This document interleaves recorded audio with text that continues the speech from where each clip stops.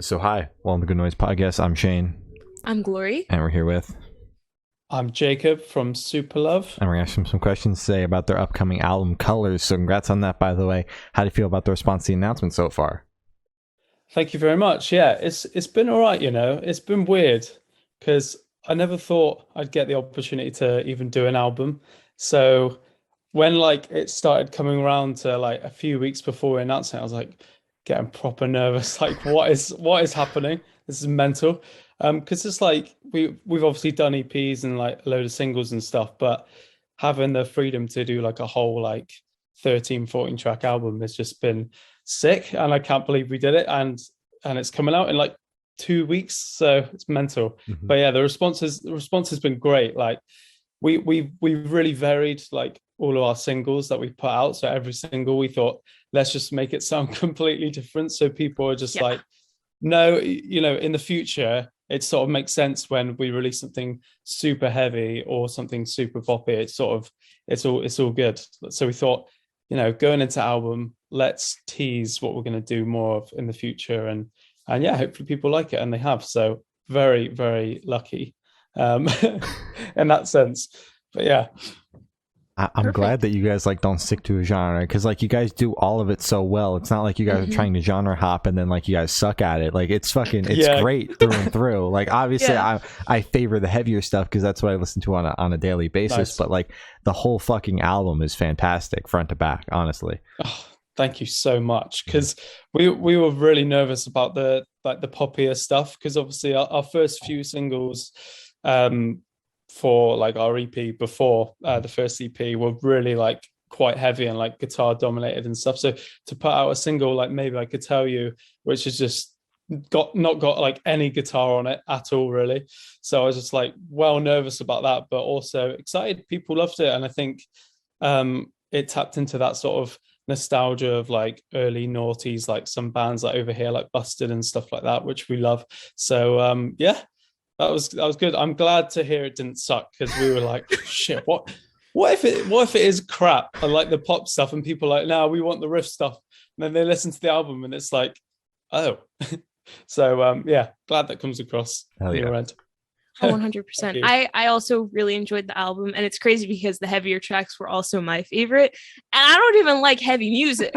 So I was like, Really? wow, they really killed it with this one. So amazing job. Oh, good. That's what we want to do, make like heavier music, which people who maybe don't listen to that sort of stuff can understand, put it in like structures of like pop music and stuff that they might like, and try and have fun with it as well. So good. That is amazing feedback, because I've only spoken to like 3 or 4 people who have listened to the whole thing that like aren't my, like close mates and stuff. And yeah, it's cool. Thank you very much. Hell yeah. Of course. So is there any meaning behind the album title or cover art? Yeah, the title came along because we were already like 6 or 7 songs into like writing and stuff, and it became apparent really quickly that they were all very different from each other. I think we were tapping into both ends of the scale of like the album as it is now. But yeah, we were like, how, and because we knew we had to do an album, we're like, how are we going to go ahead with this? And then John came up with the title Colors. We were talking about band names and what we'd call our band name now if we were to like rename it and stuff. And he came up with Colors, and I said, actually, you know what? That's a great album title and stuff. So we roll with that, and it just sort of made sense, because from then on we thought, well, this song sounds like purple, this song sounds like blue, this song sounds like green. So it did sort of all fall into place. It wasn't like we had the title and then we wrote around that. We just sort of, at the same time as looking for a title, this came up, and we thought it'd be be perfect and stuff. So yeah, we were pretty like, oh, that was great. That's how a lot of stuff works with our band. It's like, oh, okay, like it's almost by accident that things sort of work out for the best. So yeah. Sure. Did I misunderstand you, or were you guys considering renaming the band? Oh no, we were just having a laugh about what Oh. we'd call the band now if we were to rename it. We were just chatting shit, and John was like, I'd call it Colors. I was like, that would be an amazing album title for this debut album, because it taps into all these different sounds and colors and stuff. But no, No, it was a laugh. It was just a Okay. laugh. Okay, I was worried. Since you Imagine mentioned that. since you mentioned like certain songs sounding like different colors, I think you kind of said, do one of you guys have that synesthesia or whatever it's called, that the Synesthesia. Is that yeah. I only recently started reading about that, and like, because I knew it was a thing, but I didn't know it actually had a name to it. I thought like most people would sort of, like, how you are with like emotions and stuff, like happy is like yellow, or whatever, and stuff like that, and sad is maybe like purple and whatever. But I don't know if we have it, but because we both were going through the album track listing and then choosing the singles and stuff and what we wanted the single art to be, and we're like, how do you see this song? And John was like, I see it yellow. I was like, I also see it yellow. So that was all good. But I don't know. I thought do you guys get that at all with songs?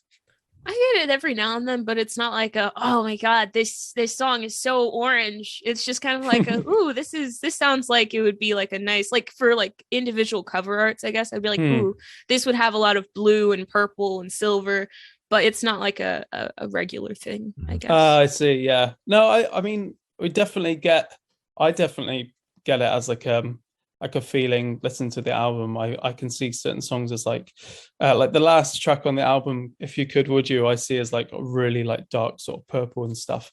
So yeah, I guess so, but yeah. All right. Can you get diagnosed with it? I don't know. Is that a thing? Like, get a diagnosis? I don't know. I'm not sure. The doctor's like, you're wasting my time. Yeah, you might have to ask your doctor that. We're just two teenagers on the internet. We don't know what we're doing. Fair enough. Nice. Can you tell us a little bit about your writing process for this album? Yeah, absolutely. So it either comes from, like, me and John sort of lock ourselves away individually, and we'd write like a whole song. We put all like the bells and whistles on it and stuff of like production, and because we do a lot of home recording and stuff, so it's quite easy to put across fully formed like song ideas. So like for a song like Colors, for example, I pretty much wrote like the whole thing like melodically and like lyrically and stuff like that, and then I give it to we meet up and give it to John, and then John does all his like mad like production stuff on it, because he's just great, and like adds all the guitars like properly and stuff, because my guitar playing is nowhere near as good as his. So I'm like, I want this demo to sound good, can you play it? So he'll do that. But then there's a song like If You Could Would You, which was just randomly one night John just sent me pretty much the whole thing without any like vocals on it and stuff, but instrumentally like the whole thing as it is now. And I was like, what the hell, where did this come from? Because like the song before, we were just like, I can't remember what we were writing, but we were writing something really funny and just for a laugh. And then he sent across this really like serious, almost 7-minute long song. I was like, what the fuck? But yeah, so it's like, it's an even split, I'd say, going through the album. Like one full idea would be mine and one full idea would be his. But then a song like Wanna Love You, we wrote together. We went to like an apartment, like an Airbnb apartment for a week or something, and tried to write a few more songs before the album, before we went and recorded it, and we wrote that song. And so yeah, some of it happens together in the room, but very rarely, but most of the time it's one or the other's main idea that will just go from there together. Cool. Oh, all right. So I want you to tell us your favorite lyric off this album and the meaning behind it. Nice.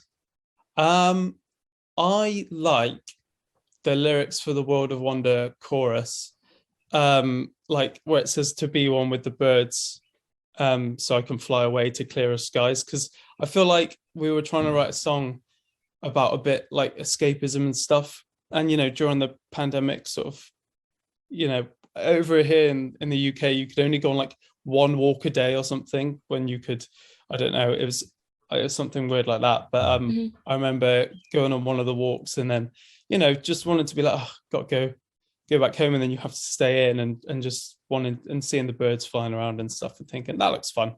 And it's just, that was just like a bit of escapism, that type of feeling. So I wanted to put that into words, and that came together really, really nicely. And that's probably one of my favorite lyrics, to be fair, because it feels like, oh, that's nice. It's like, that's pleasant. Yeah. It is. So how'd the track list for the album come about? Did you guys write the opener be the opener, closer be a closer? Did you shuffle it around, see what fits? What was that process like? We wrote Save Yourselves first. I wrote like the main basis of that song in like 2019, and then we went and then put a pause on the whole album stuff because of the pandemic, and we just wrote a second EP. So we did Save Yourselves, and then the last track we wrote for the album was Wanna Love You. So that was what we did in the Airbnb apartment like a few weeks before we went away, because we're like, we don't have enough songs, like we don't have enough like heavier songs, and we were like, we need to do that more. So that came last, and then we've got that weird like intro track, which is sort of like a soundscapey type thing, which I sort of put together when we were away recording. But I don't count that as like a real song, to be fair. But it was a cool like that was the last thing we did pretty much. Oh no, do you remember like how it goes, the soundscape bit of the intro with all like the different rooms and stuff? We recorded like the really heavy metal room like one night at like 1 a.m. or something, and we were just having the best time ever. So that was the last thing we did. And Save Yourselves was the first. Very cool. That's funny. That's very cool. So would you be able to tell us where your headspace is at while you're creating this album? Yeah, definitely. Where was the headspace? Well, we wrote it like over almost 2 years, so it was just like all over the place. But when we were recording, it was like the most chilled out I've ever been ever, because we had all the songs like demoed to how we wanted them to sound on the actual album. So there was no stress about having to do any like last minute sort of writing stuff. And we were like in the countryside in England, and the only, roll out of bed at like 10 a.m, walk downstairs, make breakfast, and then sit in the room and do music all day until whenever. So it was really chilled, and it was nice. We were around loads of cows and stuff, and it was very peaceful. Couldn't hear any traffic ever, so it was great. That sounds really very nice. Yeah, it was great. I'm jealous.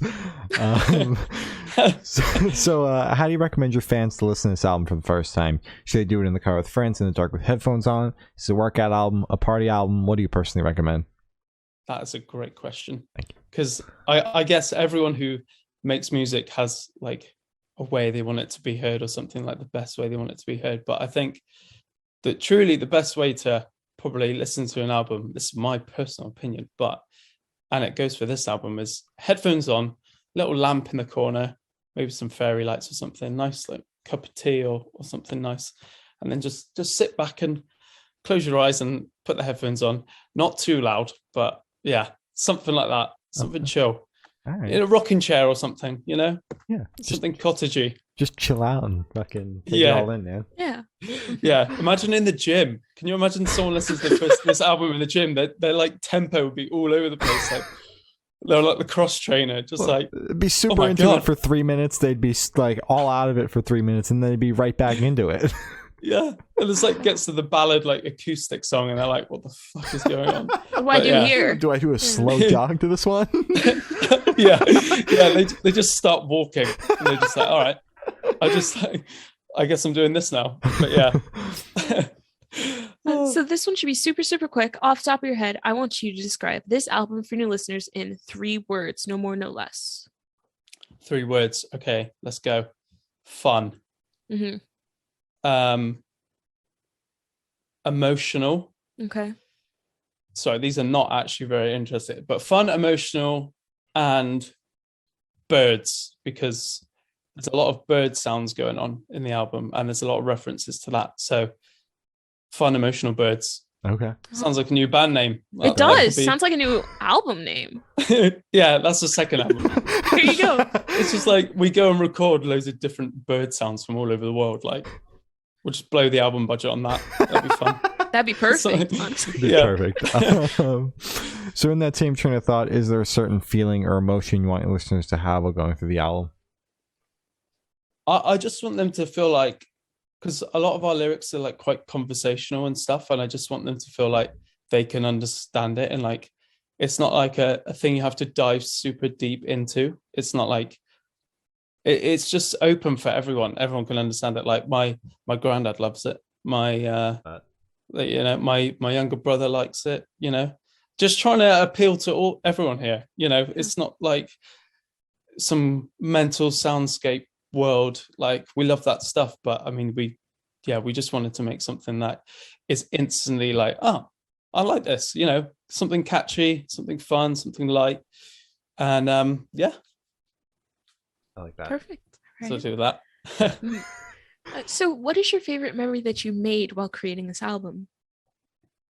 That's a great question. Thank you. Probably when we were away recording, like the second time, because we did 2 different trips. Mhm. We did the writing trip, and then we did a first recording trip for like a week, and then we did another, like the final recording stuff for almost 3 weeks. And when we were away for the third time for 3 weeks, it was the Euros were on, like the football, and England got to the final, and it was just absolutely mental. Like, it was insane. I couldn't believe it. Well, I was the only one who, like, it was me, John, and Tom, who's like our mixer and like engineer and stuff. And John doesn't really like football, so that was great. I was off to a great start. I was like cheering, and I look over, and he's just on his laptop like that. It's like, I don't and give a fuck. Yeah, literally. And then Tom was kind of into it, but got way more into it as we progressed in the tournament. So that was cool. And then our manager Chris came over for the final, which was awesome, and he bought us like these scarves and stuff. And yeah, we got to the final, and we lost, obviously. But then I got in the we lost to Italy. But I think the best moment. No, it's oh, I thought you were going to say you won. It's just like no, we fully lost. No, on penalties, I think, if I can remember rightly. But yeah, we got to the semi-finals, and then I was like absolutely buzzing. And then I went and had a bath and had a beer, and it was great. So that was a highlight for me. Right. Nothing to do with the music at all. Yeah, doesn't have to do with the music. That was the best part. That's all that matters. Yeah. So picture this: you're on tour. You're at a gas station for a rest stop. What is your snack of choice? You guys with the questions. These are great. Thank you. I'd say pita bread and hummus, because I don't know. I remember like being on tour, and you pull up somewhere at like midnight, and you're like, I am so hungry, but I don't know what to eat. And then my friend George, who was doing like drum tech stuff for us at the time, was like, pita bread and hummus. So we just bought this big tub, and we bought loads of pita bread, and it was perfect. So ever since then, I don't even need to debate what I'm going to get. I'm just going to go straight to the hummus, straight to the pita bread. Yeah. That sounds banging.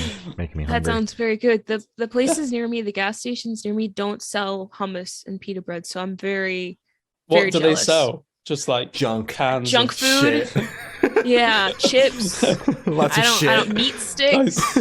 Yeah, just not good stuff. That's incredible. It's so good. So if the band was a dish, what dish would the band be? Dish. What dish would we be?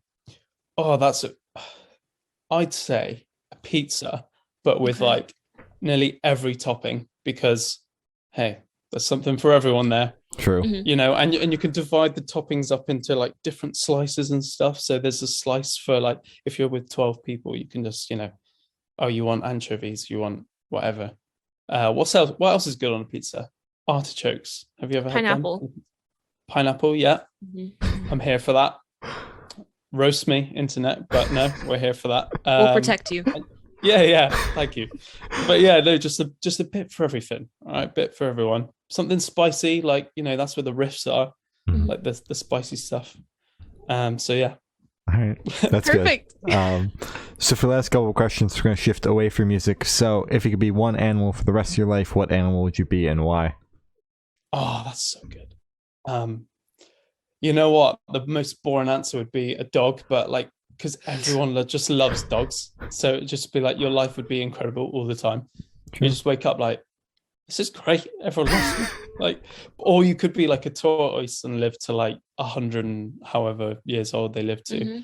But then, I mean, just chomp on lettuce and walk really slowly. So I don't know. Yeah. Probably the most dog. Exciting life. The dog. That's it. Yeah, we'll go for the dog. That's good.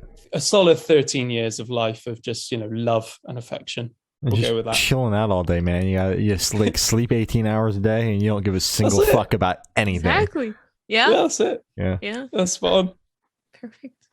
So if you could have lunch with any celebrity or artist, dead or alive, who would it be and why? Lunch. Ooh. Luncheon with, let's go. Someone like who's going to hold the conversation for me. So if I just space out and I just have nothing to say, I know that it won't be awkward because I will just be chatting. Who's really chatty? Let's think. Someone funny. I'd like to go like, you know what, Conan. I've recently been into like Conan recently. I don't know why. I know he doesn't do a show anymore, but like I've just been watching loads of clips of Conan, and he used to like write for The Simpsons, so that is insane as well. So I'm just gonna go with Conan, and his podcast is really good. I listen to it at the moment, and he's chats for days, got stories for days. Funny guy, good looking guy to sit across the table from, big hair. So yeah, big hair, yeah. Conan O'Brien, yeah. All we'll go with that. So for this last question, boom, you're on a desert island. You can bring one person, one movie, and one album. Who and what are you bringing? One person. I'll probably bring, just not upset anyone, I'll probably bring my girlfriend. Okay. And what was it? What person, album, and movie? And movie. Album. Oh, this is so hard. So many good albums. One of my favorite albums is actually by a band called Decade from the UK. I don't know, like a lot. They're not really a thing anymore, and they never really got that massive. But you guys would like them. You should check them out. But they got 2 albums out. Decade, they're called, and probably their second album, Pleasantries, because it's fucking amazing. So yeah, Decade, and then Object. Was it? Movie. Sorry, I got that completely wrong. Yeah, no, DVD. One movie. Have to be one you could, really long one. What about, because there's so much going on in it. You know what? This one's for John. John, if you watch this is for you. King Kong versus Godzilla. That's a bit, John. Okay. Not my cup of tea, but I'll bring it, and I can just be like, John. So that one's for you, mate. Makes you think about John. Yeah. So as I said, that's all the questions we have today. Is there anything that you'd like to plug? If you're listening to this from the UK, when would this come out? Like a few weeks from now, after the album's out. After the album. All right. Well, we've got a show on the 5th of April. In London. So if you're from the UK, listen to this, come to that. And if not, just stream the album, guys. Just stream it, so that the label are like, yeah, you can make another one. That's cool. You did well. You did good. So yeah, just stream the album. Thank you. Hell yeah. All right. Well, thank you for now. This has been Jacob from Superlove, and we have been the Good Noise Podcast.